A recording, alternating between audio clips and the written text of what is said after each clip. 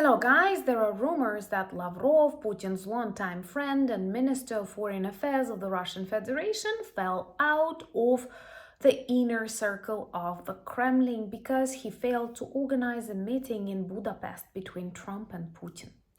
And when you look closer at this inner circle of Putin's friends, and in every mafia, unfortunately, the Kremlin is mafia. The Russian Federation is run by mafia during this last 20 years. So if you have a look at the inner structure of any gang, there is an important, very narrow circle of people who share the decision-making process, who is the boss, share their responsibility and know a lot of dark secrets. And Putin started losing such people since the failure of the Blitzkrieg. And if you compare the number of these people around the Kremlin gobbling in 2022 and in 2025, you can literally see big difference. Many of them fell out of this circle and many of them fell out of the windows, literally. That's a long time tradition in Moscow.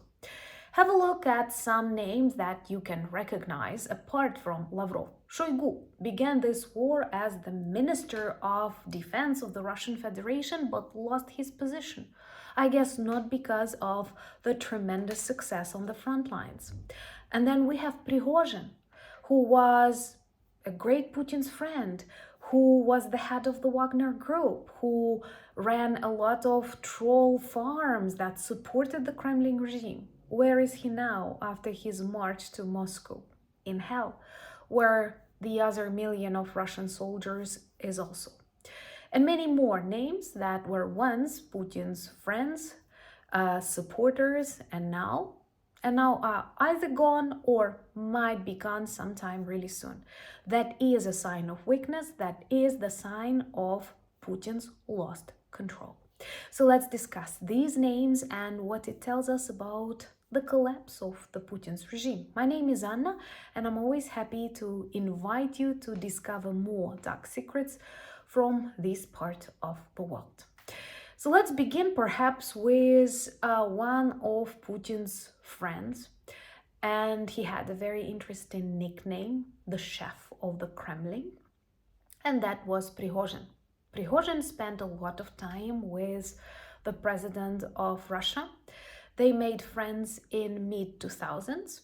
He built his business alongside the president of Russia and was even known as the supplier of the catering services to the Kremlin, which means he had full trust of Putin. You all know that the Russian dictator is very worried about his life. That's why he has a lot of doubles. He does not travel. He spends years in the bunkers. He never visited the front lines. And he trusted Prigozhin so much that he ate the food he cooked for various bloody celebrations in Moscow. Then Prigozhin developed into a bigger entrepreneur, having his own private army, performing various Putin's mission in Africa, in Middle East, and then in Ukraine. And then, after the failures of the Russian army, after lots of problems were exposed, the vulnerability, unpreparedness, negligence, corruption, Prigozhin started speaking the truth. He commented online, he addressed Shoigu, he addressed Gerasimov, and then he organized something like a coup. It's difficult to describe what was that. By the way, let me know your versions in the comments below. But he marched to Moscow. Another interesting thing that many foreign commentators undervalue is that no one actually tried to stop him. I mean, you did not see any protests, any serious resilience on the side of the Russian regions which he crossed in his march to Moscow. Everyone knew that after this revolt failed, he would not live long. And it turned out to be true, very typical for Russia. His aircraft exploded and Putin lost a friend. Because once again, before this failed Blitzkrieg, Prigozhin did a lot. He was also famous for these troll farms, like near St. Petersburg in Olhino, where they had millions of accounts commenting in the support of the Kremlin regime. So I believe Prigozhin, his company, they knew so much about Putin, and they gave him a lot of their money, of their time, of their knowledge, of their violence, and now -1 from this really, really big. Then a more optimistic end, but still an end of Shoigu's career. Shoigu, again, was Putin's minister for a very, very long period of time, since 2012, so more than 12 years. And he began the so-called special military operation, totally confident that they could take Ukraine in 3 days and then perhaps continue to some ex-Soviet republics, maybe even NATO states. And he promised a lot but failed to deliver. Of course, it's not just Shoigu's fault. First of all, the Kremlin itself exaggerated their strengths, resources, and traditionally underestimated Ukraine. But anyway, the results are visible, and Shoigu was fired from the position of the Minister of Defense. I believe we should name them Ministers of Offense in Russia, but this is not the demonstration of success. And sure, Putin was not satisfied with the results provided by the Russian army.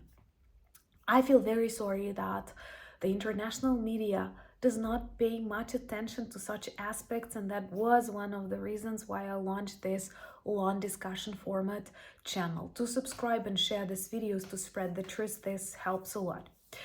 So another Putin's friend that decided to quit himself is Kozak or Kozak. This was Putin's real friend, because during COVID quarantine, he spent it in Putin's bunker. So literally during a year of isolation that perhaps seriously influenced Putin's decision to attack Ukraine and many other things, he was talking with Kozak, who was the deputy head of the administration of the Russian president, but once again, a long-time friend. And he was one of the inspirers of the annexation of Crimea, which gave him a lot. Kozak himself got access to a lot of looted property and literally hijacked a lot of companies in Crimea, hotels and other stuff.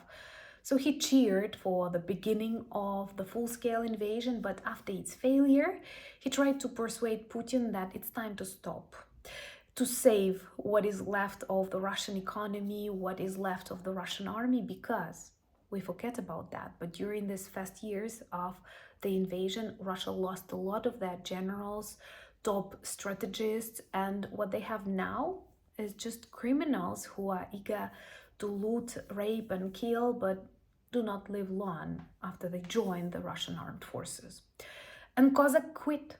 That is a very rare thing in the Kremlin regime, but somehow he managed to do it.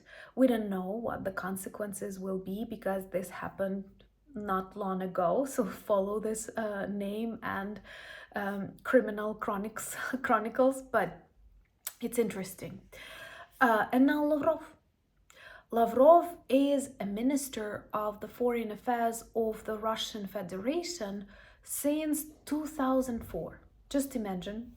I'm not sure any of the countries watching us right now have a minister serving for 21 years. And Putin liked Lavrov because he is totally dependent. He does not offer any personal ideas. He supports whatever the Kremlin dictator tells him. So personally, I do not think that he was dismissed from this inner circle because of the failed meeting between Trump and Putin, but maybe because of Putin's inner dissatisfaction, because of that growing aggression and depression As the result of constant losses of the territory, now the Kremlin does not control the borders, the airspace, air refineries. They are losing the income and the abilities to export, and more sanctions are imposed. And this game to trick the White House also failed. So it may be that Lavrov is the victim of this accumulated negativities inside Putin's head. But once again, it only proves the amassing problems that are destroying the Russian Federation from inside. But I think this list of people that fell out of Putin's inner circle would not be complete without at least one big name that literally fell out of the window. This is both funny and sad that in Russia, it's a new national tradition. And on my main channel, Anna from Ukraine, I had a number of videos where we actually counted how many top managers of the important Russian companies fell out of their windows during the time of the full-scale war because of losses, because of problems that their companies encountered, perhaps because of comments that they left. But perhaps the biggest name here is of the head of the Lukoil board of directors. Just think about a recently sanctioned company, Lukoil, had a head of directors board, and his name was Ravil Maganov. And in August 2022, he fell out of the window, one of largest Russia's companies.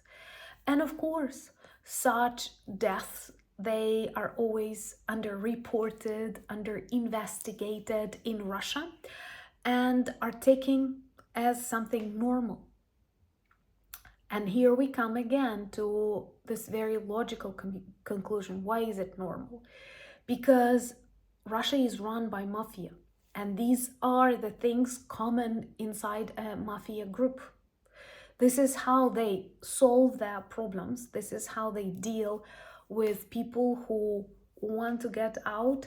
And when do these people want to get out? When they sense serious problems, when they witness the collapse of their wealth, when they realize that the consequences can be very painful. And on this channel, we have already discussed about the problems that Russian oligarchs see and how they push Putin to stop this war.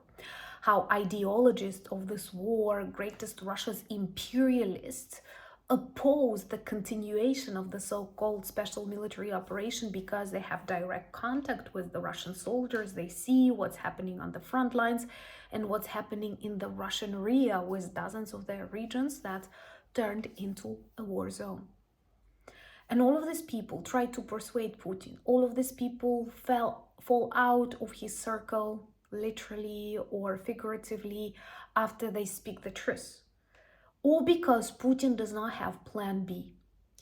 He does not have a plan on how to end this war, how to return 1 million bloodthirsty criminals, war criminals that for the first time in their life had access to salary, how to return them back to Russia, what to do with the overheated economy, with stagflation, and many other evil things that happened inside the Russian Federation because of their madness. It's not just Putin madness, because Putin is the product of the society that supported him, that cheered for this war, and when it happened, they kind of started disliking it. I think it would be interesting if in the comments below you could let me know what is the word that you associate with the Kremlin. Please be polite, respect YouTube policies, but my version is that Kremlin is mafia. Do you agree? And offer your versions. Remember to join the community. We are good, kind, smart people who worry for the future of this planet and realize the need to defeat the evil, and the evil is The Kremlin, by the way, another good term to describe them. Thank you for buying me coffees, becoming my patrons and sponsors of the channels. Remember to follow me on other social media platforms, the links to which you can find in the description of this video, same as the link to our merch shop with lots of good products that turn you into an honorary ambassadors of Ukraine in every corner of this planet. And it's always an honor to know how you begin your conversations, how you remind people about the need to once again defeat the evil, which means defeat the Kremlin. Love you very much, and give me your versions in the comments below. Slava Ukraini!